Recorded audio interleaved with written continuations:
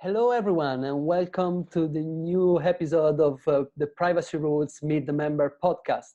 My name is Alessandro Di Mattia. I'm legal assistant at Privacy Rules, and I'm joined today by our South Korean expert, Steve Han from SEUM law firm. SEUM is the leading Korean law firm with respect to startup companies, technologies companies, and venture capital funds. And Steve is a U.S. attorney focusing his practice in representing foreign companies that are investing and operating in Korea. Steve also co-leads SEUM's startups and venture capital practice and the blockchain and cryptocurrency team. So that's why I'm particularly glad to have him here today with us. Hello, Steve, and welcome. Oh, thank you. Thank you for having me. That was a really great introduction and description of our firm and my practice. I think I'm going to have to use that next time I explain what I do. Thank you. Glad to hear that. So, Steve, and thank you again to be here with us today. I would like to, the time for the podcast is normally pretty short, so I would like to go straight to the point of our meeting of today, as Privacy Rules is an alliance of privacy and data protection experts, and we had the opportunity to have you as one of the speakers in our Beijing event that took place at the end of March. Where you explained extensively the data protection framework in South Korea. We have the video of your explanation in our YouTube and Yoku channels, so I invite all our listeners to go to YouTube and find Privacy Rules Beijing event. The event was hosted by co-hosted by Privacy Rules and our Chinese firm that is Zonglun. I would like to ask you, Steve, if you can briefly explain which are the main characteristics of the South Korean data privacy framework, and maybe which were the most interesting outcomes that you had during your explanation in Beijing. I think if I learned a lot about the other jurisdictions at the conference in Beijing. There was UK, France, Japan, Australia, and it was interesting for me to learn that actually Korea is on the strict side in terms of the requirements on data controllers and the rights that those who provide personal information have. So I think there's various different points about the data protection regimes, where it's what is personal information, or are there special requirements for sensitive data, and when it comes to these different characteristics, I thought there's actually a lot of similarities with the strict jurisdictions like the EU. I think although the laws are very strict in Korea, I think there's still an important distinction and this was another thing that I learned through the Beijing conference from our member in France, is that the fines and the enforcement of the laws in any case in Korea is still behind in the compared to other jurisdictions.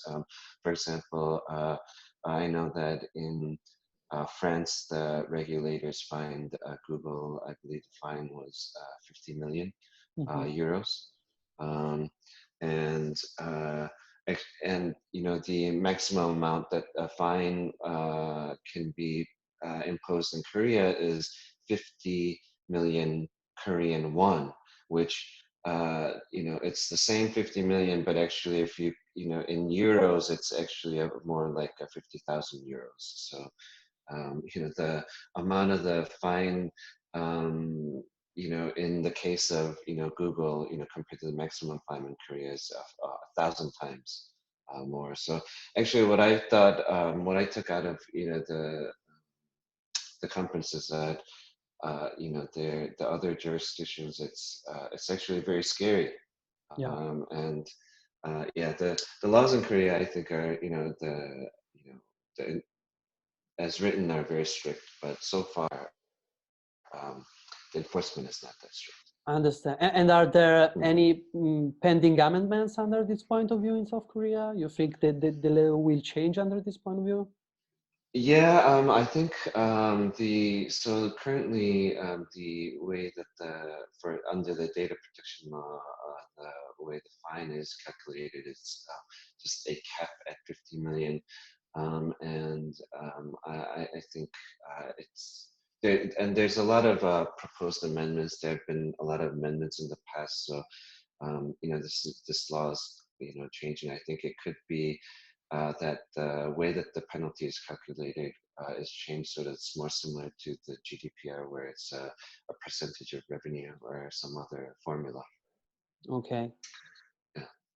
And which are SEUM works also in data privacy. I would like to know if during not only during the conference but also in your practice there are typical challenges you normally face in this sector, or Mm-hmm. which are? I think well, for me, one of the interesting issues, and we have this all the time, is when do the laws when do the laws like data privacy laws apply cross-border? What is the extraterritorial effect, um, and if so let's say we have a Korean client. This is in our case, this is actually a little bit more common, is we have a Korean client. A lot of our clients are in online services, and they're targeting markets overseas, and their question would be, when do the laws apply for we you know which country's laws apply to us, and at what point do we have to amend our privacy policies to comply with that country's laws. It's difficult to have the laws comply with or your privacy policy to comply with the laws of every single jurisdiction, where you might have customers. So, I think these are, that's the interesting issue for me. Of course. It's something I like to think about. Yeah, in particular, if we consider that there are many new frameworks in data privacy that are coming worldwide. If your company works in more than one country, they normally have to face every single regulation. I remember that we had a similar comment from our Japanese member during our webinar. So I think it's really a common problem, this one, and it's also difficult to every time explain that to clients that regulations are different from one country to another one, and so they may be stricter or ask for different kind of attention in different points. Yeah. Right, and I think you need to strike a balance and come up with something that's reasonable at some point, or I guess you could say, strictly speaking, the laws apply, but you might not get in trouble. So maybe it depends on how much marketing and how many customers that you have, and you have to balance the risks. Yes, I understand. And there are some other point like you think are interesting to stress about your data privacy regulation, and like compared to GDPR, like I know that consent is always an important topic for all the countries, and I would like to know more on how it works in South Korea. Yeah. Well, I think obtaining consent initially is, I think that issue, that's something easy for clients to comply with. But I think it gets more complicated when you look into, um, after you receive the consent, you're transferring some data to another party. Technically, you're supposed to be identifying all of the parties that you share the information with and receiving consent specifically for, for this identified party, each and every identified party. But that's also not that practical either. You can't. It's difficult to identify every single person that is going Yeah. to get, the information. So that's also something that you have to be reasonable about and balance and try to comply as much as possible. So I think that's another interesting issue where the law is written is just not practical, and you have to find a way to Yes, I comply understand. that's reasonable. Okay. So, well, yes, we spoke a bit about data protection and privacy, but SEUM is not just about data protection. As I mentioned in my introduction, SEUM is really focused in the use of technologies and to help companies that works in this sector, and in particular in the blockchain, which and you are one of the co-leaders. So I would also like to ask you, how is the blockchain regulation in South Korea? And also Mhm. considering that South Korea is one of the countries where the use of blockchain is among the higher rates. So maybe this is Mhm. connected to your framework, which is the experience there. So Korea is definitely one of the countries where blockchain is businesses have really grown dramatically in the past couple years. I would say actually it's more accurate to say that the cryptocurrency business has really grown in Korea, and I think Korea is one of the countries known for that. One of the main reasons being that um, in, let's see, 2017, uh, Korea was one of the crypto exchange markets in Korea had some of the highest volumes globally throughout the year.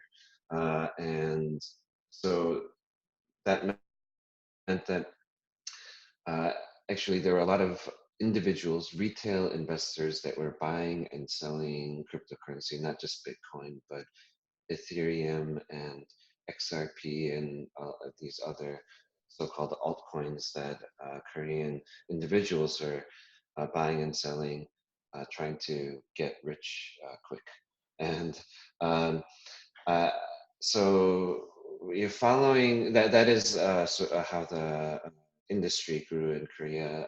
The next phase in Korea was the ICO projects.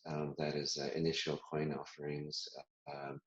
There were many Korean companies that did launched ICOs, and that is uh, where we did a lot of the work actually in last year. All of 2018, we were very busy working on these ICO projects. Yeah, there has been a booming of blockchain and cryptocurrency in the last year. So I can imagine how Hmm. much work you had on it, and which are the main, as a law firm, which are the main practical issues you face Hmm. in this Yeah, sector. yeah.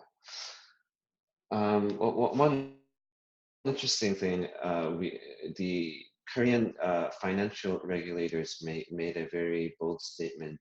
This was towards I believe it was early, maybe January 2018, and they said um, ICOs in Korea are banned. Oh, They released a public press release with that headline. So a lot of people believed actually that ICOs are banned in Korea. The issue, well, first, the regulators can't pass the laws, so they couldn't actually ban, they cannot ban activities in that way. But so and if you look at the statement or the press release that they published, they clarified that they were not actually banning ICOs, but that is what they would like to do by um, passing, proposing new laws to be passed that would, limit this activity. So ultimately, the issue is a lot more complex than and they were. It would not be correct to say that ICOs in Korea are banned, but that is what a lot of people believed. So that was, I think, in any case, what that indicates is that the government it has a negative position on cryptocurrencies in general. So, although there might not be a law that banned ICOs, there are other ways that the government could try to restrict that activity. And so that was one of the things that we were helping our clients with, was trying to do these ICO projects within the limits of what is permissible in the law, and trying to find ways to I want to say get around the restrictions, but just find solutions to make the Yes. projects work. So yeah. Yeah, because I know about cryptocurrency that one of the main issues is always the ability for, in particular, tax authority to track the transfer. Mm-hmm.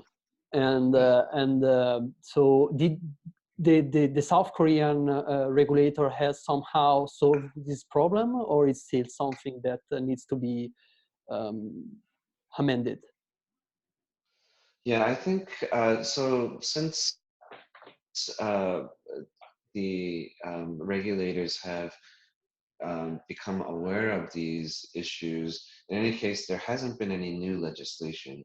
So actually, I think all of these issues that are raised by cryptocurrency and what's possible with cryptocurrency, I think it's not addressed. Like capital controls, or flow of money across border, and regulations, in that respect. There's also the tax issue, which you mentioned. So all of these are actually remain unaddressed. So I think that's something that will have to be addressed at some I understand. Let's see in the future. point. Let's see if in the next Yeah. podcast we will have together there will be Yeah. development under this point of view. Hmm.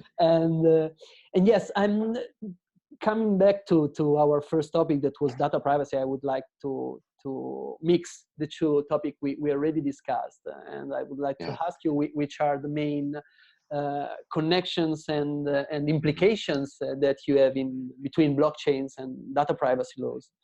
Hmm. So I guess just to speak about the work that we've done, the actual work that we've done in the space, it would be actually not that different from what we've done for other tech companies or startup companies doing online businesses. Essentially, helping them uh, create privacy policies, for the data that they're collecting from. Uh, in the case of our clients, they were doing ICO projects, so they were collecting data for their, I guess you could call them investors, people who were buying the cryptocurrency from them in the ICO.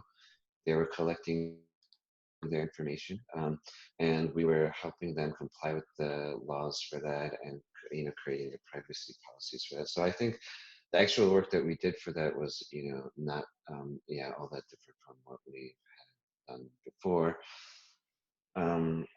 And but I think the implication of blockchain and in the data privacy space, there's a lot of gray areas and theoretical issues, which I think are interesting, but we haven't yet had to address any of those. But I think just to talk about some of those, topics, that you can think about.